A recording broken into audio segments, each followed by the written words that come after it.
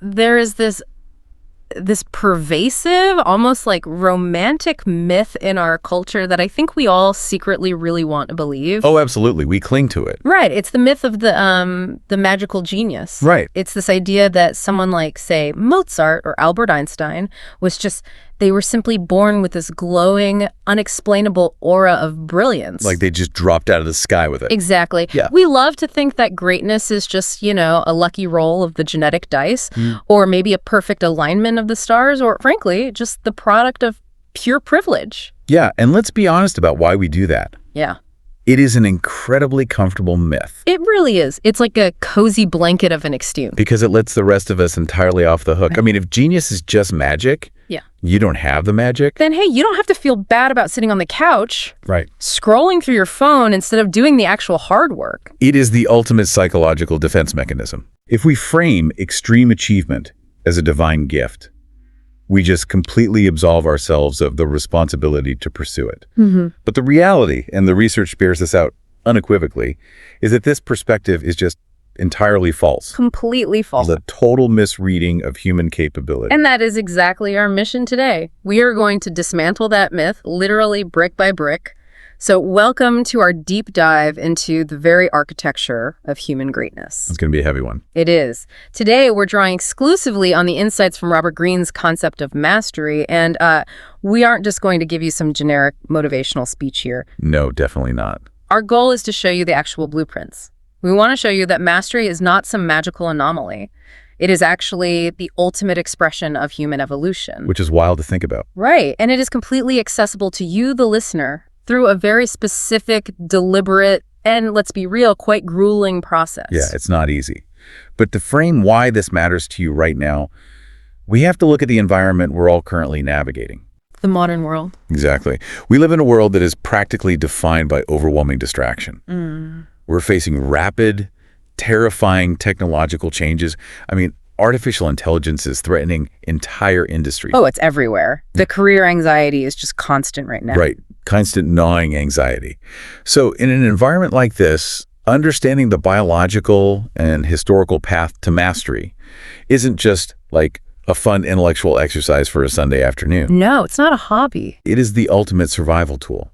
What we're exploring today is a practical blueprint. It's a guide to finding your unique calling and surviving that brutal, deeply uncomfortable phase we call the apprenticeship. Okay, so we have to start the story at the very beginning. And I mean like the very beginning. We're going way back. Way back. Not your childhood, not the Industrial Revolution. We're talking about the evolutionary blueprint of the human species. Because it turns out our brains aren't just coincidentally capable of mastery. No, they were literally designed for it. Over millions of years for this exact purpose. So let's talk about the African savanna. Right. So the human brain, as we possess it today, is the product of roughly 6 million years of evolution. Wow. 6 million? Yeah. And the entire trajectory of that evolution was uniquely geared toward mastery. To understand why, you have to picture our earliest human ancestors. Okay. Setting the scene. Climate shifts basically forced them to leave the relative safety of the dense forest treetops, right? They had to move out onto the open African savanna. And out there, they were the most vulnerable creatures on the landscape. Because they're basically what? 5-foot-tall primates? Less than 5 feet tall. They were slow. They had no sharp claws, no venom, no thick hides to protect them. Just totally exposed. Against the apex predators of the time, massive felines, packs of wild dogs, they were basically a free meal. Yikes. So how did they not just all die out? Well, to survive, they couldn't rely on physical dominance. They had to rely on two crucial biological adaptations that fundamentally changed the trajectory of our species. And the very structure of our brains. I want to dig into the first one because it's all about how we physically see the world. Visual focus. Yes. We basically traded breadth for depth, right? Exactly. Think about the physical anatomy of typical prey animals out on the open plains. Cows, giraffes, zebras. Right. Their eyes are positioned on the far sides of their heads. Right. So they can see all around them. Exactly. This evolutionary design gives them panoramic vision, nearly 360 degrees. But it's largely flat. Okay. They need to scan the horizon constantly. They're twitching at every single movement in the tall grass to spot predators. It's just a state of perpetual wide-angle anxiety. Perfectly said. Yeah. But our ancestors came from primates who had evolved in the trees.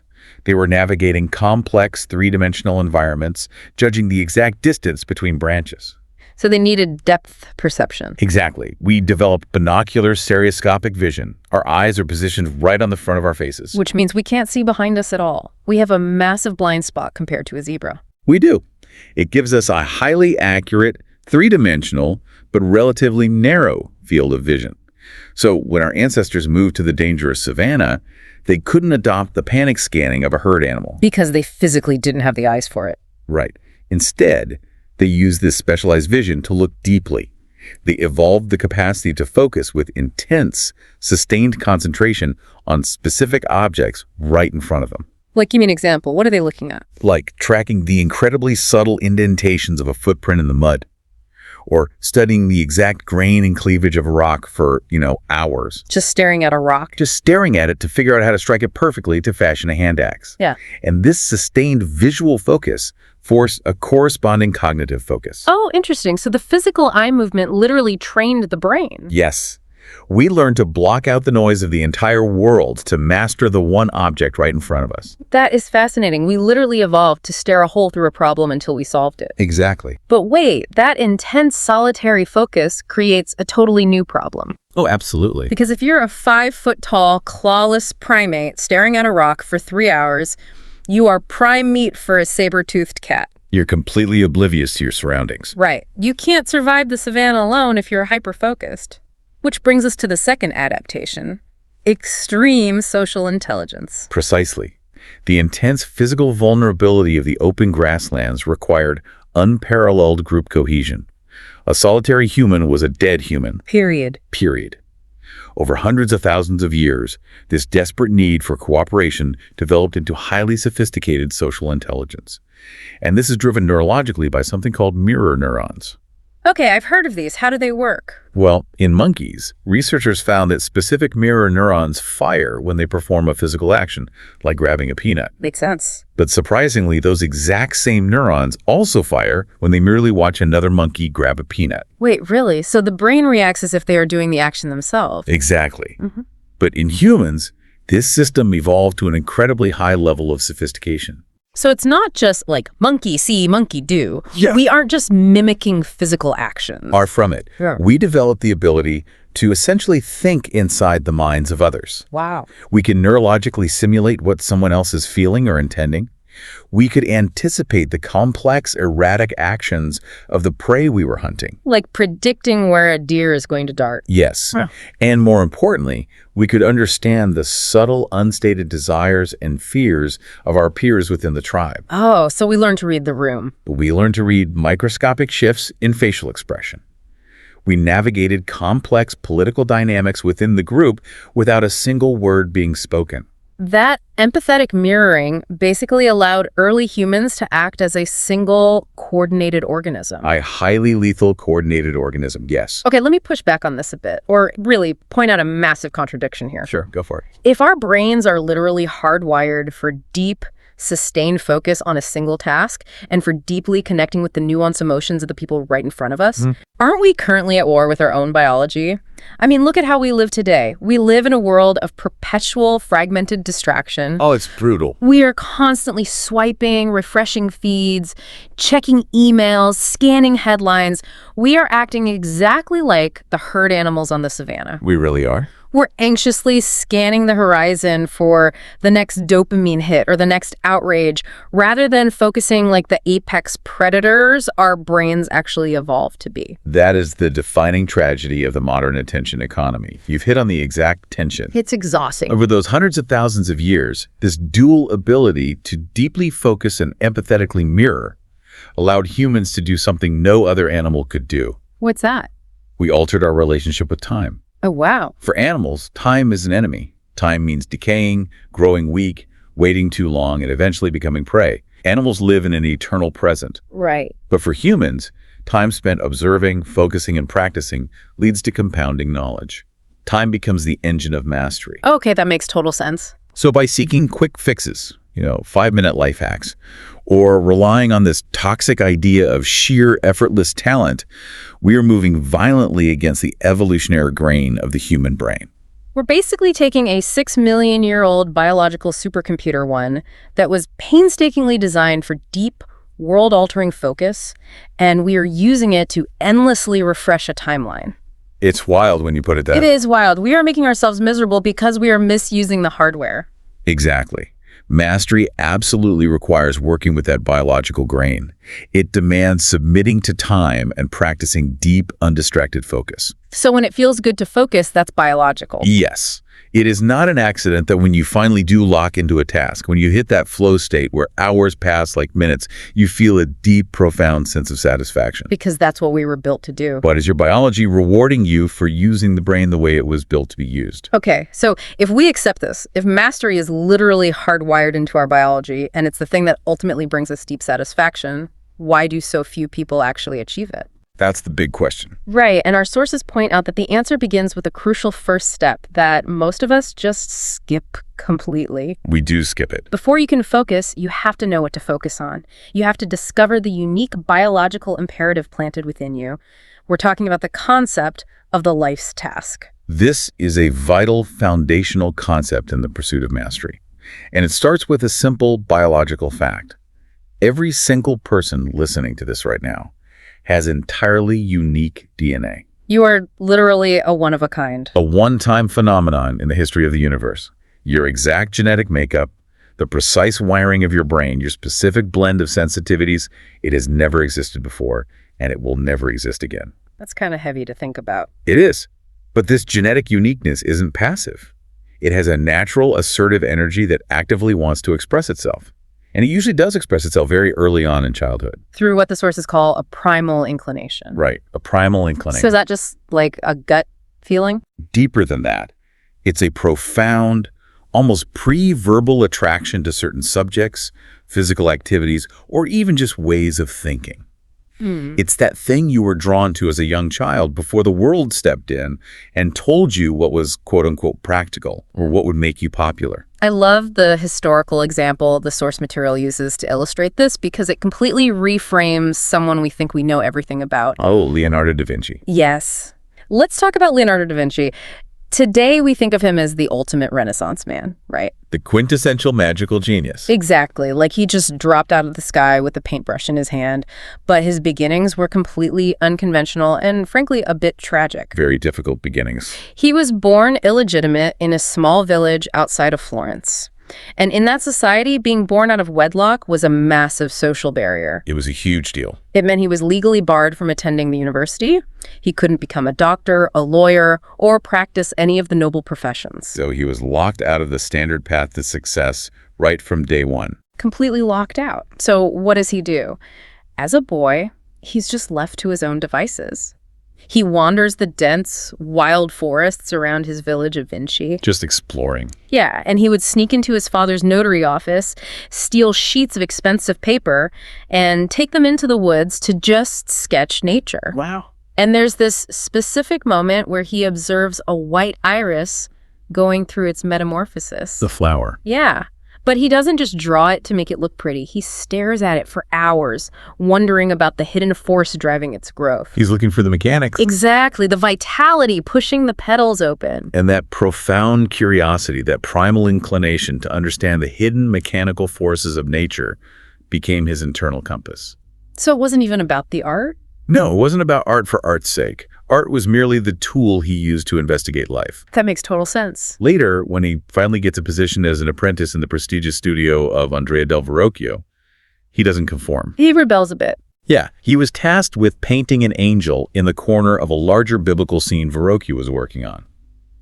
The standard practice would be to just copy the generic stylized angels of previous masters. Like, just paint what everyone else paints. Right.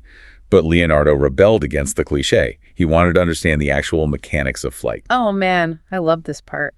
So he goes to the local marketplace, buys actual live birds, brings them back to the studio, and spends hours rigorously sketching their wings. He needed to understand exactly how bone and muscle merged into feathers. Yeah, so he could paint angel wings that looked anatomically plausible. He even went so far as to dissect human corpses in secret in the dead of night. Which was incredibly dangerous and illegal. Just to understand the layering of muscles so his paintings of human limbs would be accurate. It was an obsession with the truth of the form. But the craziest part of the Da Vinci story to me is the giant bronze horse. Oh, the Sforza horse. It perfectly encapsulates his entire mindset. Right. So he's commissioned by the Duke of Milan to build an enormous equestrian statue, the largest in the world. A massive undertaking. Huge. He spends months and months designing it. But he doesn't just design the look of the horse. The sheer scale of it meant traditional bronze casting wouldn't work. It would just collapse. Exactly. So Leonardo invents a totally new, revolutionary method of casting bronze specifically for this one project. He had to engineer the solution. He builds a massive clay model. He figures out the complex mathematics of the mold. And then war breaks out. Of course. The Duke takes all the bronze that was meant for Leonardo's masterpiece and just melts it down to make cannons. Heartbreaking. And the clay model is later used for target practice by invading French soldiers and utterly destroyed. Yeah. Other artists of the time mocked him. They said he was too slow, that he never finished anything, that he was a failure. But the incredible thing is, Leonardo barely cared. Wait, why didn't he care? I would be devastated. Because for him, the finished product sitting in a plaza for people to gawk at was entirely secondary. He loved the process of engineering. He loved solving the unsolvable problem. The internal satisfaction of unlocking the hidden force of the bronze casting was the reward itself. So he still got what he wanted out of it. Exactly. On his deathbed, looking back at his chaotic, non-linear life, he realized that a singular hidden force had guided his entire existence. That exact same force he wondered about as a boy staring at the white iris. Yes.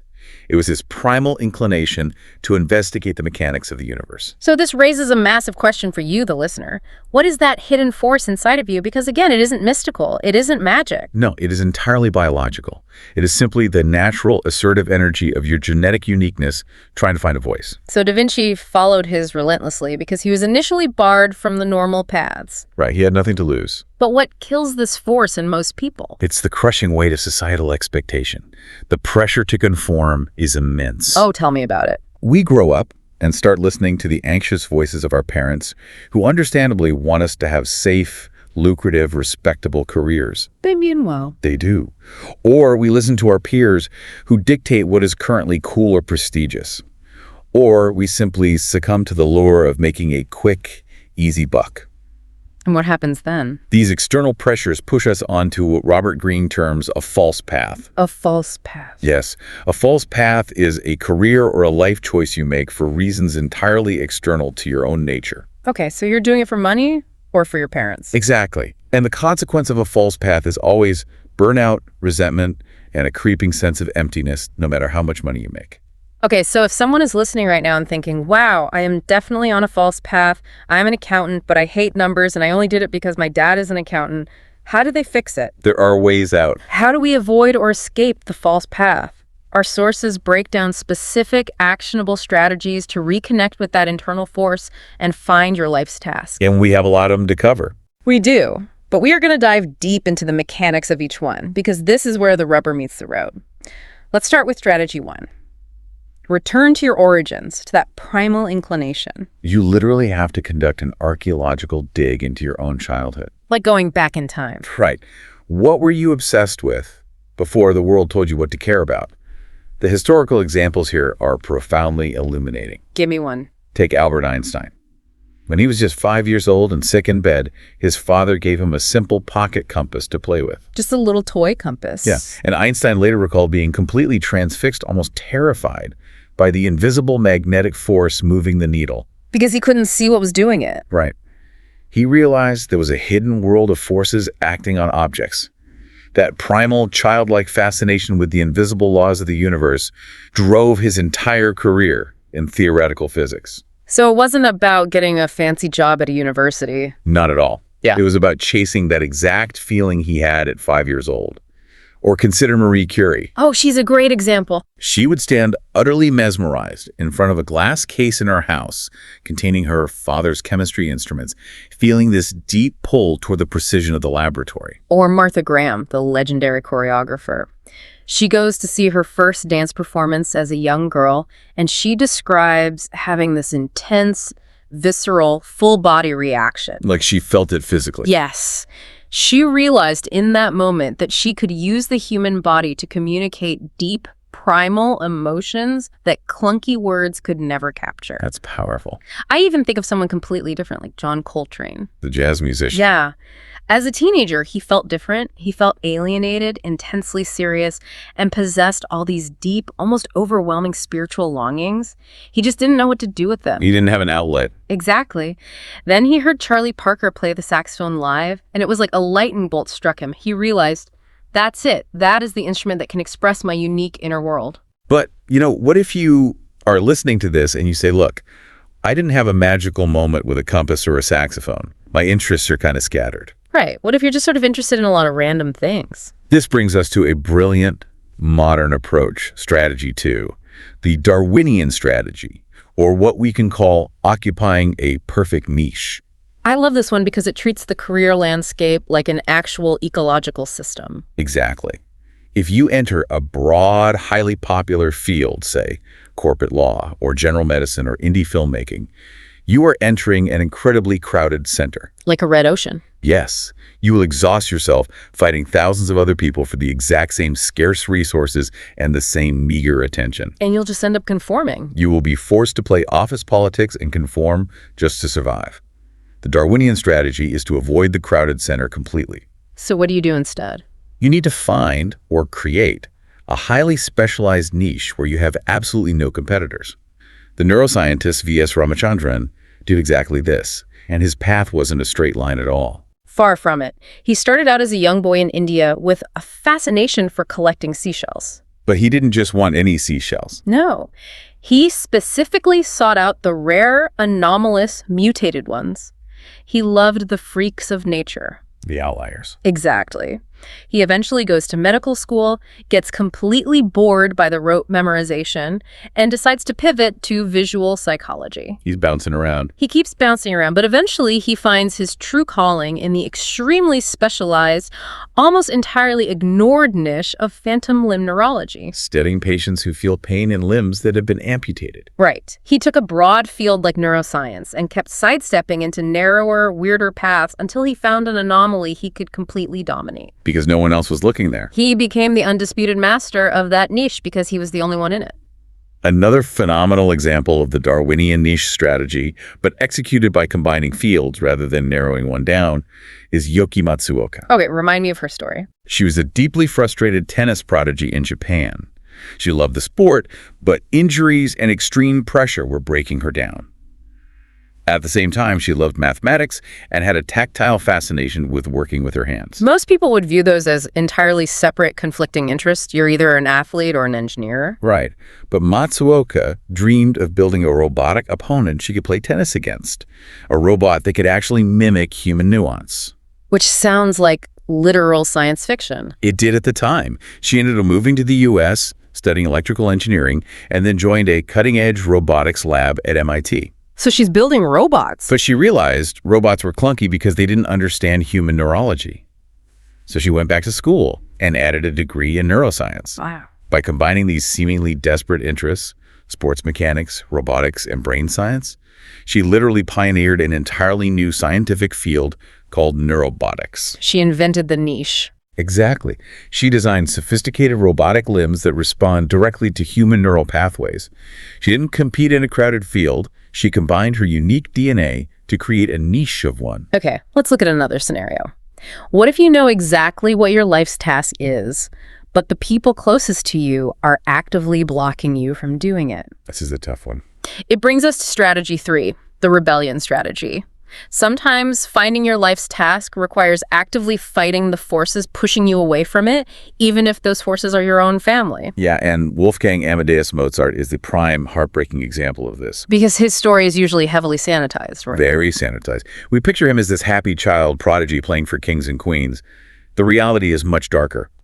His father, Leopold Mozart, recognized his son's staggering talent early on, but he treated Wolfgang less like a son and more like a performing monkey. Leopold was a provincial court musician who used his son to gain the fame and money he himself never achieved. He paraded young Wolfgang around the royal courts of Europe, exhausting the boy, dictating every aspect of his life, and pocketing all the profits. So Leopold was basically the ultimate toxic stage dad. He really was. And as Mozart grew into his late teens and early 20s, this dynamic became incredibly suffocating.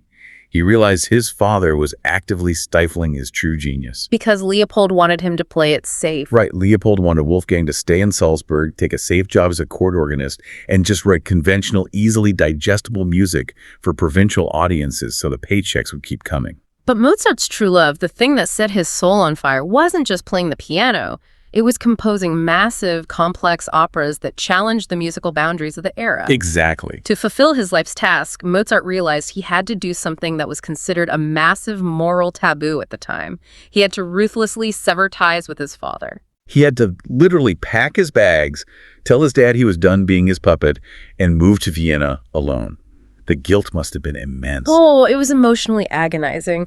But that anger, that rebellion, the sheer psychological break from his father's expectations, that is exactly what fueled his most prolific and brilliant period of composing. It unlocked him. If he had been a good son and stayed in Salzburg, the world would have never heard the marriage of Figaro or Don Giovanni. Wow. Sometimes claiming your mastery requires you to disappoint the people who think they know what's best for you. That is a very heavy realization. It is. Now, what if the roadblock isn't a controlling parent, but a physical limitation or a massive career failure? That's strategy 4, the adaptation strategy. Right. This is about ruthlessly letting go of the past when a door slams shut in your face. Look at Freddie Roach.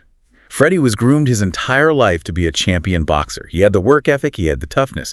But the brutal truth was, he lacked the specific neurological temperament for the ring. What do you mean? Once he got hit hard, his emotions would just take over.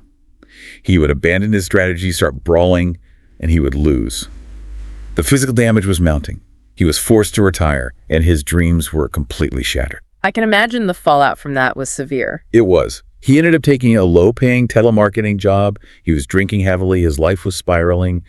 But the primal inclination was still there. He couldn't stay away from the sport. He couldn't stay away from the boxing gym. He started just hanging around, helping out for free, holding the pads for other fighters. And in doing that, he had an epiphany. He realized that his true genius wasn't in taking punches. It was in his ability to see the geometry of the ring. It was in sports strategy. Exactly. He adapted. He took his intimate, painful knowledge of boxing and completely revolutionized the sport. How so? Before Roach, trainers usually just yelled instructions from the corner or held heavy bags. Roach started using padded mitts to train fighters in the ring, mimicking an opponent's movements. Oh, teaching real-time strategy. Yes, angles, counterpunches. He became the greatest boxing trainer of his generation, training champions like Manny Pacquiao, because he adapted his raw passion to a new path when the original one was destroyed. Which leads us to an even more extreme pivot. Strategy 5, the life or death strategy. This applies when you haven't just failed at a career, but you feel completely incompatible with the world itself. Buckminster Fuller is the quintessential example here. Yeah, tell me about him. As a young man, Fuller perceived the world differently. He was extremely nearsighted as a child, so he interacted with the world through touch rather than sight. Okay. He developed a highly tactile, mechanical intelligence. But society told him he needed to be a traditional businessman. So he tried to conform. The false path again. Exactly. He took over a housing materials company, and it was a spectacular disaster.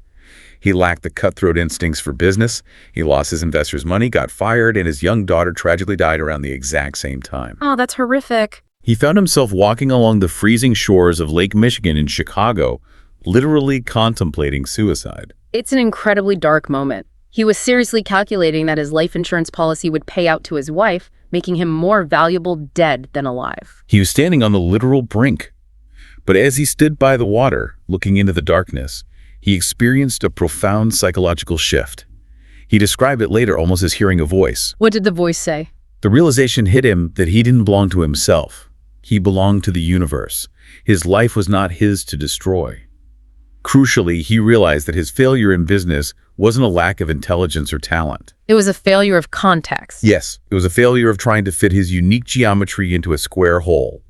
He swore right there on the beach to never pursue money again. He dedicated his life entirely to his unconventional ideas about architecture, design, and engineering to benefit humanity. That ego death, that severing of societal expectations, is what eventually led to his revolutionary inventions like the geodesic dome. He had to experience a metaphorical death of his old conforming self to find his true task. Okay, let's pause here. These stories are amazing, but what if you're a listener thinking, look, this is great for Mozart or Da Vinci, but I don't have a magical talent for math, I don't want to build geodesic domes, and I certainly don't have a passion I want to adapt. Honestly, I just have things I'm really, really bad at. I have severe limitations. I hear that a lot. Right. The sources provide a fascinating reversal to all these strategies, and it might be the most empowering idea of the entire deep dive, using your deficiencies. This completely flips the traditional narrative of talent. Let's look at Temple Grandin. Yes, perfect example. When she was 3 years old, she was diagnosed with severe autism. She did not develop speech like other children. She thought exclusively in visual images, almost like a video playing in her head, rather than in abstract words. Which is hard for most of us to even imagine. Furthermore, she had extreme sensory processing issues. She couldn't stand the feeling of human touch. An unexpected hug felt like a tidal wave of overwhelming sensory input. The medical consensus in the 1950s was bleak. What did they say? Doctors told her mother she would likely need to be institutionalized for the rest of her life. So by every conventional metric, she had massive deficiencies. Exactly. But she also had a deep empathy for animals, who communicated largely through visual and physical cues, much like she did, and she was obsessed with a specific physical sensation. The squeeze chute. Right. When she spent time on her aunt's ranch, she noticed a squeeze chute, a mechanical device used to hold cattle tightly so they wouldn't thrash around while getting vaccinations. She noticed that the deep, even pressure of the chute calmed the wild cattle down. Okay, so she connects the dots. Because she herself craved deep pressure to soothe her own massive anxiety but couldn't tolerate human hugs, she built her own version of a squeeze chute for herself to get through high school and college. She literally built a hugging machine. But here's the genius part. She didn't just use it to cope. She used her specific neurological limitation, her extreme visual thinking, and her profound understanding of sensory anxiety to hyper-focus on animal sciences. Yes. She understood the primal terror of a cow walking through a confusing, noisy slaughterhouse better than any neurotypical engineer ever could, because she experienced the world the exact same way. That's incredible. She ended up designing curved, calm, visually soothing livestock handling facilities that revolutionized the beef industry globally. Her weakness, her literal disability, forced the intense, specific focus that became her life's task. She dominated a niche because her brain was wired differently. Exactly. If we connect this back to the broader thesis of mastery, the lesson is clear. Your path isn't going to look like anyone else's. But here's the harsh reality. Okay, hit him. Once you recognize your life's task, whether it's born from a childhood passion, a rebellion, or even a profound deficiency, you do not instantly become a master. You're not done. Far from it. In fact, you are merely at the starting line. You are about to enter what is arguably the most dangerous, frustrating, and vital phase of your entire life.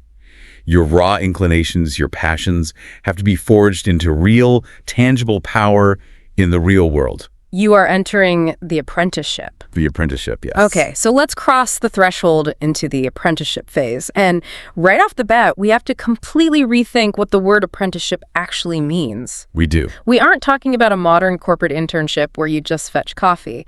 We also have to unlearn almost everything we absorbed from formal education. Yes. School teaches us the wrong lessons here. Think about it. High school, college, it's largely passive and abstract. You sit at a desk, a teacher feeds you heavily curated information, you memorize it, you take a multiple choice test, and you are rewarded with a grade. It's a completely artificial environment. It is, but the real world is harsh. It is intensely political. It doesn't care about your GPA. It requires practical application and dealing with difficult people. The sources make a very bold, countercultural statement here. What's the statement? The singular goal of an apprenticeship is not making money. It's not getting a fancy title to put on LinkedIn, and it's not gaining attention or social media followers. The solitary goal of this phase is the fundamental transformation of your mind and your character. To really grasp the gravity of this phase, the text points to Charles Darwin. Oh, this is a great story. Much like Da Vinci, Darwin's early life reads like a catalog of aimless failures. He went to medical school in Edinburgh because his father was a wealthy doctor. But Darwin hated it. He was squeamish, right? Yeah, the sight of blood made him physically ill, and the lectures bored him to tears. He was a deeply mediocre student. His father was furious. He essentially called Charles a disgrace to the family, telling him he cared for nothing but rat catching and shooting dogs. Wow, harsh, Dad. Very.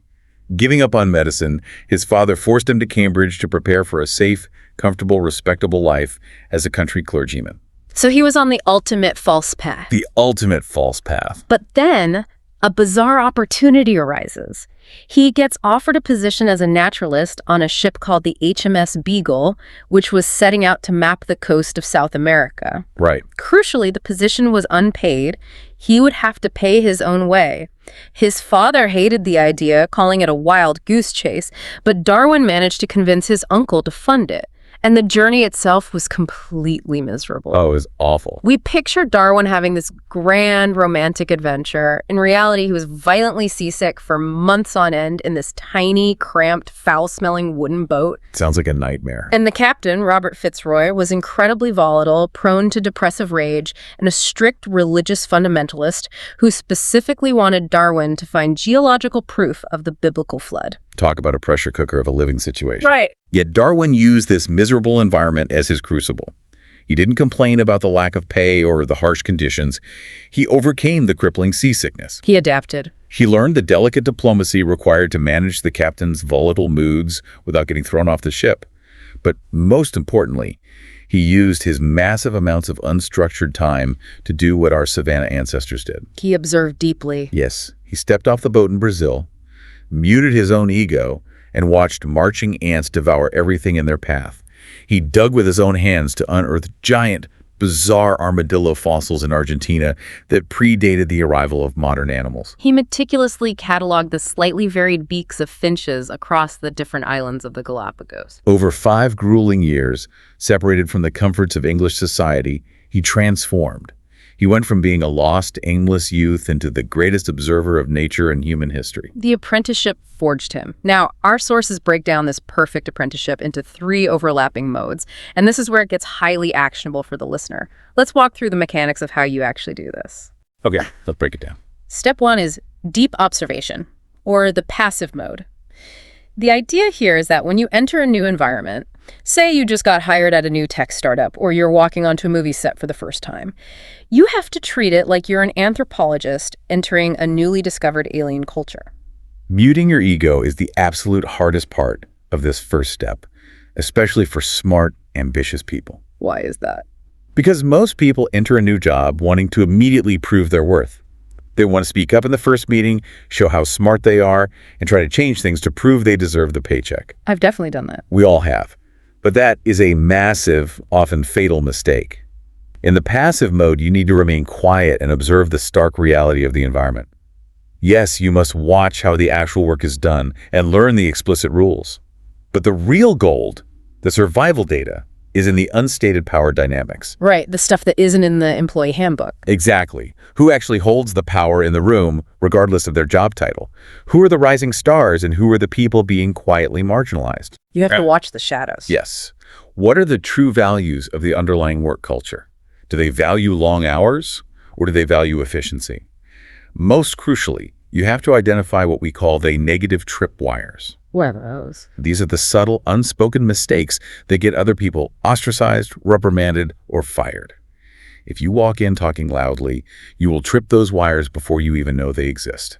You must observe first, gather data, and theorize later. Okay, so once you understand the landscape, you transition into step 2, skills acquisition, or the practice mode.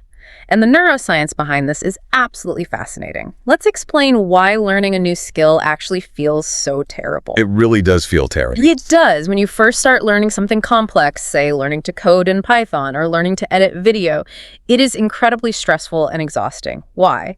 Because you are heavily taxing the frontal cortex. That's the conscious command and control center of your brain. It's the part that handles active, deliberate thinking. When you are learning, the frontal cortex actually expands in size because it is working so intensely to process all the new rules, the syntax, the hand-eye coordination. Let's use an analogy here to make it clear. Imagine your brain is a computer. Okay. The frontal cortex, trying to learn a new skill, is like a computer running entirely on its RAM, its short-term memory. It's fast, But it gets overloaded quickly, the fan is spinning loudly, the system is overheating, and it feels like it's panicking. It's exhausting to maintain. But here's the magic of the human biological machine. After enough rigorous repetition, and we're often talking about pushing toward that legendary 10,000-hour mark, the skill physically moves. It literally relocates in the brain. It becomes hardwired into the lower, older, more automatic regions of the brain. The frontal cortex calms down. The data is written to the hard drive. This leads to what psychologists call tacit knowledge. Tacit knowledge. It's that elusive feeling of flow. It's what allowed the medieval craftsmen to carve the towering, impossibly complex Gothic cathedrals without a single blueprint. The chisel and the hammer simply became extensions of their physical bodies. Beautifully put. But let's inject a heavy dose of modern reality here. Yeah. This is where I struggle, and I know our listeners struggle. The boredom. Yes. How on earth do you deal with the sheer, unadulterated boredom and pain of the practice mode before that magical neurobiological shift happens? Because right now, sitting in front of a computer sucking at Python for 3 hours straight is painful. It's awful. Picking up my smartphone, opening TikTok, and scrolling for an instant hit of dopamine is effortless. How do we survive the RAM phase without quitting? This is the crux of the modern dilemma. This is exactly why mastery is rarer today than ever before. You must consciously learn to embrace the tedium. You can't just hack it. You cannot run from it. You have to reframe it. You must view that frustration, that boredom, as a mental toughening exercise. It is literally physical weightlifting for your character and your neural pathway. Oh. Every time you feel the urge to check your phone and you resist it and return to the code, you are building the mental muscle of focus. So the friction is the point. The friction is the only way the brain rewires itself. If you constantly succumb to the need for immediate pleasure and distraction, you short-circuit the hardwiring process. Multitasking just kills it. Multitasking is the absolute enemy of mastery. The brain physically cannot hardwire a complex skill if the frontal cortex is constantly forced to shift focus between the code, a text message, an email, and a news headline. It resets the clock every time you switch. That is so important to remember. Real, lasting, profound pleasure comes from overcoming these agonizing challenges and gaining fluency. It does not come from empty, immediate digital distractions. Which finally leads us to step 3. Experimentation, the active mode. This is where you finally stick your neck out. You've observed, you've practiced in the dark, and now you take on responsibility. You expose your work to public criticism. It's a vulnerable stage. When Darwin casually tested his radical, heretical ideas about evolution on his hyper-religious captain over dinner, that was an experiment. He was testing the waters. Right. When Da Vinci, still an apprentice, painted his own hyper-realistic flower beds in his master's painting without asking permission, that was an experiment. You have to gauge your progress by how the real world reacts to your acquired skills. But knowing these 3 phases, observation, practice, experimentation, is really only half the battle. Because knowing the theory won't save you when you want to quit. Knowing the theory won't save you when you are 3 years into a grueling job and you're burned out. Surviving the apprenticeship, especially that brutal practice mode, requires highly specific, sometimes completely counterintuitive strategies. Yes. Let's get into the tactical playbook. Our sources provide 8 very specific models for surviving this phase. And we aren't just going to list them, we are going to dissect the mechanism of how they work, because some of these fly in the face of everything modern culture teaches us. Let's do it. Let's start with strategy 1, which might be the hardest to swallow. Value learning over money. It sounds like a cliche you'd read on a motivational poster, but it is biologically and strategically necessary. How so? If you choose an apprenticeship, your first major job, or a career pivot solely for the fat paycheck, you are walking into a trap. High-paying, entry-level jobs demand immediate results. You will be entirely consumed by the pressure to perform, to meet quotas, and to protect your lucrative position. So you don't have time to actually learn the foundations. Exactly. You will not have the bandwidth or the permission to fail, which means you will not have the space to learn. Think about Benjamin Franklin. As a young man, he had the option to take over his father's candle-making business. It was a guaranteed income. It was safe. Instead, he chose a much harder, longer, and significantly lower-paying apprenticeship in his brother's print shop. Why did he do that? Because he recognized the long-term ROI. The print shop gave him free access to books he could never afford. It gave him the opportunity to teach himself how to write by secretly analyzing and rewriting the printed articles that came through the shop. He traded short-term cash for long-term intellectual capital. Albert Einstein did the exact same thing. After graduation, he couldn't get a prestigious university teaching job. Instead, he took a low-level, relatively poorly paid job at the Swiss Patent Office. People probably thought he was crazy. To his ambitious peers, it looked like a massive failure, a dead end for a brilliant physicist.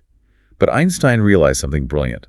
The job required him to analyze practical inventions, which sharpened his reasoning. And it was probably easy for him. Exactly. He was so good at it that he could finish his actual required work in just a few hours. The job served as a paid thought experiment. It paid his rent while leaving his mind fresh and giving him hours of unstructured time to sit at his desk and develop the theory of relativity. Let me play devil's advocate here for a second. Okay, go ahead. It's easy to say value learning over money when we are looking back at Benjamin Franklin or Einstein. But how does a 25-year-old today justify taking a $45,000 apprenticeship role to learn an industry when they could take an $85,000 middle management tech job? Especially when their friends are buying houses, posting their vacations on Instagram, and inflation is skyrocketing. It feels like career suicide. It requires immense psychological fortitude. You have to detach your ego from the opinions of your peers. The 25-year-old who takes the $85,000 job is likely going to spend 10 years doing repetitive tasks, not learning any foundational skills, and will be highly vulnerable to being replaced by AI or outsourced. They're a middleman. Exactly. The one who takes the $45,000 job to sit next to a master, to learn the raw mechanics of an industry, is building tacit knowledge. 10 years down the line, the apprentice has the skills to start their own firm or command double the salary, while the middle manager is stagnating. It is a test of delayed gratification. That perfectly transitions into strategy too. Keep expanding your horizons. If you are going to take the hard path, you can't get comfortable.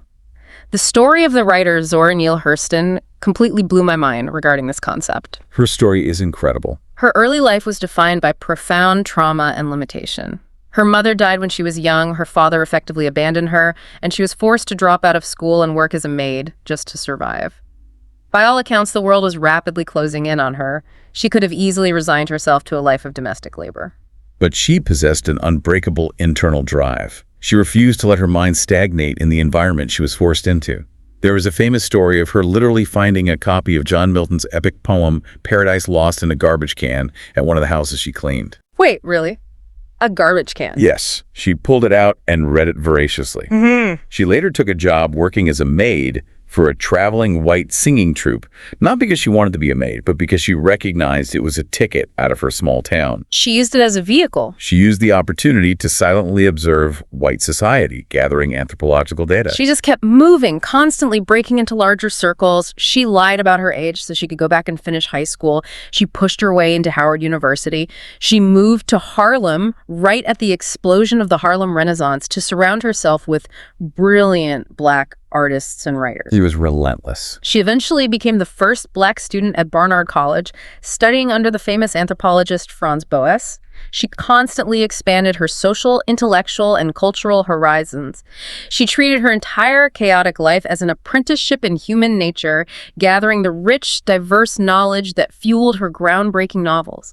The lesson is, you can never let your environment dictate the limits of your curiosity. And expanding those horizons often requires adopting strategy 3, which is perhaps the most difficult for the modern ego. What's that? Revert to a feeling of inferiority. Wait, let me stop you right there. Oh. In a cutthroat corporate environment, or really any modern industry, if you walk into a room and act inferior, you get eaten alive. Fake it till you make it is the modern mantra.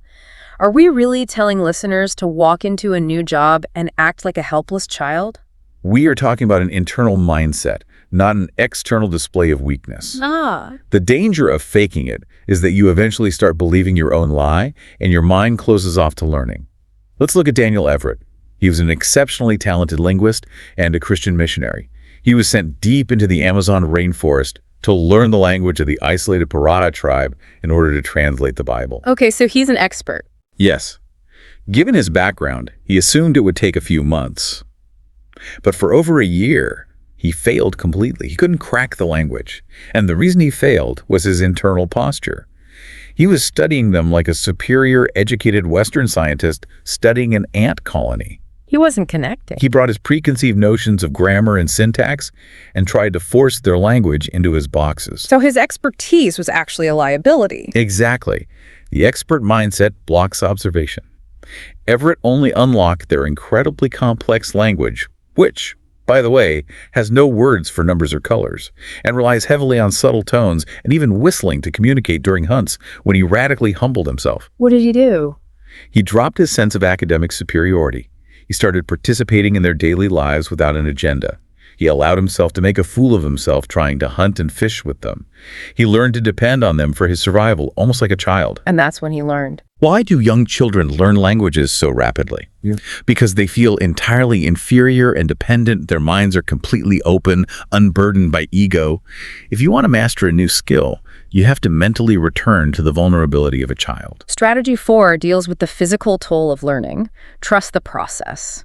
We talked earlier about the brain overheating like a computer. Cesar Rodriguez's story is the perfect physical manifestation of this. Silent. Right. He was in the elite Air Force jet pilot training program, and he was failing badly.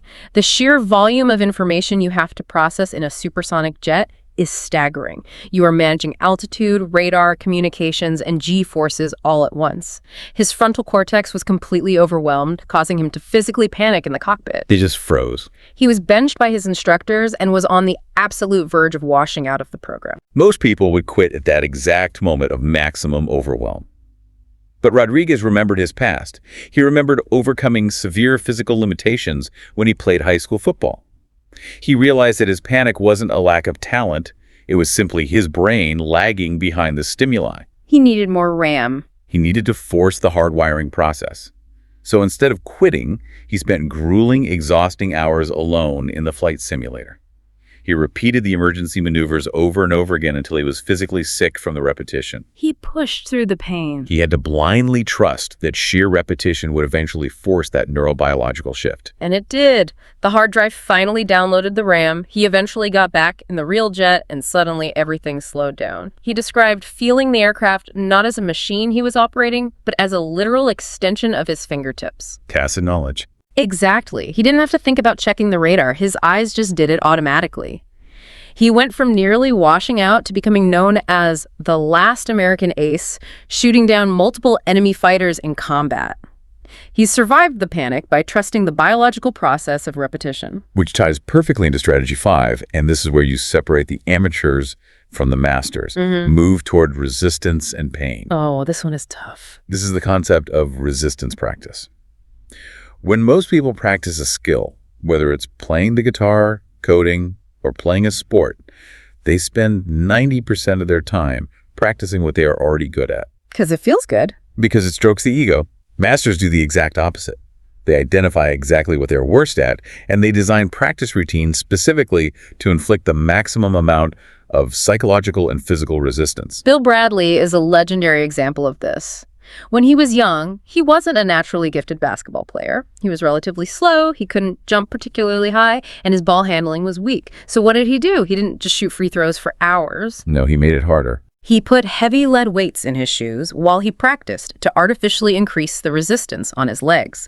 He literally taped pieces of cardboard to the bottom half of his eyeglasses. Yeah, it's crazy. This made it impossible for him to look down at the basketball while he dribbled, forcing his brain to develop extreme peripheral vision and master his dribble purely by spatial feel. He moved aggressively toward the pain of his weaknesses. We see the exact same principle in the arts. The great romantic poet John Keats struggled early in his career with severe writer's block. He felt his poetry was too short, too flowery, and lacked narrative structure. So what was his resistance practice? To cure this, he didn't wait for inspiration to strike. He forced himself into a grueling creative crucible. He committed to writing a massive 4,000-line epic poem called Endymion, and he set a strict, unforgiving quota of writing 50 lines every single day, regardless of how he felt. And the funny thing is, he ended up hating the final poem. He thought it was a failure. He did. But the final poem wasn't the point. The excruciating process of forcing himself to write when he didn't want to, of wrestling with complex narrative structure day after day, completely cured his writer's block. It tightened his style, eliminated his bad habits, and directly paved the way for the most productive, brilliant 2 years of his short life where he wrote his absolute masterpieces. He tortured himself into mastery. Let's talk about massive public failure. Strategy 6. Apprentice yourself in failure. Henry Ford is the American icon of success, but his origins are defined by spectacular failure. Most people don't know that. His first 2 attempts to start a car company failed miserably, and they went bankrupt very publicly. The reason they failed was primarily because his financial investors constantly meddled in the engineering design and rushed the production to get cars to market before they were ready. The cars were unreliable and too expensive. Now, a normal person would internalize those bankruptcies as a personal defect. They would conclude they weren't cut out for business.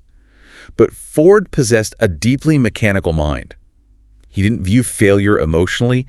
He treated the business failures exactly like he would treat a broken engine on a workbench. He diagnosed it. He took the failure apart. He reverse engineered the problem. He asked, why did this break? He realized the core issue wasn't the car design. It was his lack of control.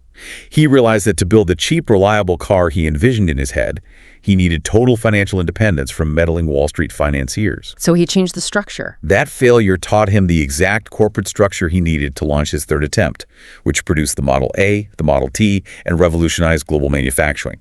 Failure is simply data. Strategy 7 addresses a huge trap people fall into. Combine the how and the what. Santiago Calatrava is one of the most famous architects in the world today. But as a young man, he hit a wall. He went to art school and architecture school. He loved drawing. He loved the aesthetics, the sweeping curves, the artistic vision of buildings, the what. But he felt like a fraud. He felt deeply frustrated and fraudulent because, despite his degrees, he didn't actually know how the great buildings stood up. He didn't understand the deep physics of tension and gravity. He realized he had learned the poetry, but not the grammar. So instead of just starting his career and relying on other people to do the math, he essentially started over. He spent years getting a rigorous, grueling degree in civil engineering. He learned the dry mathematical how. He combined them. And by doing that, by combining the aesthetic what's with the mathematical how, he wasn't constrained by standard engineering limitations. He could design revolutionary buildings that physically moved, like the Milwaukee Art Museum, that literally opens its roof like the wings of a giant bird. He mastered the rules so thoroughly that he could break them. Okay, the final strategy. Strategy 8. And I think this is the most critical one for anyone navigating the chaos of the modern economy. Advance through trial and error. We can call this the hacker model. The story of Paul Graham is the ultimate blueprint for this. Paul Graham loved computers as a kid, but he hated the rigid, academic, top-down way computer science was taught in universities. He preferred to learn by hacking, by trial and error, by writing code, breaking it, and fixing it to see immediately what worked. His career path looked like a disaster to anyone valuing traditional stability. He gets a PhD in computer science, but then he abruptly pivots and goes to Italy to study classical painting. Then he comes back and works as a freelance programmer, taking odd jobs. It looked completely haphazard, a patched-together resume of unrelated interests. But then, the mid-90s hits. The early internet boom begins. Suddenly, his incredibly bizarre, nonlinear skill set was exactly what the world needed. His deep, esoteric knowledge of a powerful programming language called Lisp, combined with his artistic understanding of design and his trial-and-error hacker ethos, perfectly positioned him to build something unprecedented. What did he build? He built ViaWeb, the very first online commerce software that allowed people to set up stores on the internet. He sold it to Yahoo for a fortune. And later, he used that exact same trial-and-error model to create Y Combinator, which is now the most successful startup accelerator in the world, funding companies like Airbnb and Stripe. Graham's model is deeply instructive for the current moment. We are constantly conditioned to believe we need a linear, highly specialized career path. You go to school for marketing, you get a junior marketing job, you become a senior marketer. But in a complex, rapidly shifting, AI-driven age, that linear path is incredibly fragile. If the industry shifts, you are obsolete. Exactly. A nonlinear hacker apprenticeship where you spend your 20s accumulating diverse, seemingly unrelated hard skills through trial and error is often the safest and most powerful path. You are building a unique, highly adaptable toolkit. When the economy shifts or a new technology emerges, you can combine those unique skills to seize the opportunity. It's the Yoki Matsuoka neurobotics strategy on a macro level. But, and this is a massive flashing red light but we have to issue a stone warning here. We have to discuss the reversal to all of this. In a culture obsessed with biohacking, productivity apps, and getting rich quick, there is a dangerous temptation. The temptation to look for shortcuts. Right. We must be absolutely clear. There are no shortcuts to mastery. None. The idea of a shortcut is a modern, destructive delusion. Even the people we hold up as the ultimate spontaneous geniuses, the ones who seem to defy logic, did not bypass the work. Mozart put in the hours. Mozart didn't bypass the 10,000 hours. His father simply forced him to start accumulating those hours when he was 4 years old. Einstein didn't bypass the deep practice. He spent years alone in a room wrestling with advanced mathematics before his miracle year of papers. You cannot biohack or outsource a 6 million-year-old evolutionary process. You just can't. There is simply no biological workaround for the sheer volume of time, friction, and deep focus it takes to physically rewire the human brain for greatness. If you try to skip the apprenticeship, you will forever remain an amateur. We have covered an immense, challenging amount of ground today. Let's bring this all together. The myth of the magical genius is dead. Mastery is a human biological imperative. It is the culmination of millions of years of evolution designed to allow us to survive by deploying deep focus and profound social empathy. The journey is yours alone, and it starts by looking inward. You have to mine your childhood, confront your quirks, and even embrace your severe deficiencies to discover your life's task. And once you catch a glimpse of that task, you must bravely submit to reality. You have to enter an apprenticeship where you ruthlessly prioritize learning and the acquisition of hard skills over immediate money, comfort, and status. You have to voluntarily embrace the pain, the profound boredom, and the inevitable public failures required to physically rewire the frontal cortex of your brain. So we want you, the listener, to do something uncomfortable today. Take a hard, honest look at your life and your career right now. Look at your current job. Are you just showing up for the paycheck? Are you sleepwalking through the day, relying on skills you learned 5 years ago? Or are you actually acquiring new, difficult, valuable skills? Because if you aren't being pushed to your limits, if you aren't feeling that daily friction of the unknown, your frontal cortex is stagnating, and you are drifting onto a false path. This raises one final, profound question for you to consider as you go about your week. We've spent this entire hour talking about the heavy lifting, the thousands of hours required to master a skill, the grueling practice, the pain, the resistance. But think back to that concept of tacit knowledge. The hard drive. Right. Think about that incredible moment when the tool, whether it's a paintbrush, a jet fighter, or a line of code, becomes a literal extension of your body. It is the moment when the conscious, anxious, overthinking mind finally goes quiet, and the complex action becomes entirely automatic and beautifully fluid. What if true mastery isn't about learning to think more, but doing the grueling, agonizing work required so that you can finally afford to think less? What specific part of your life right now is begging for that level of quiet, intuitive power? It is the ultimate paradox. The process is loud, frustrating, and painful, but the final result is a beautiful, intuitive silence. Thank you so much for joining us on this deep dive. The path is incredibly hard, but the hardware is already inside you. We encourage you to keep exploring your own path to mastery. We'll catch you on the next deep dive.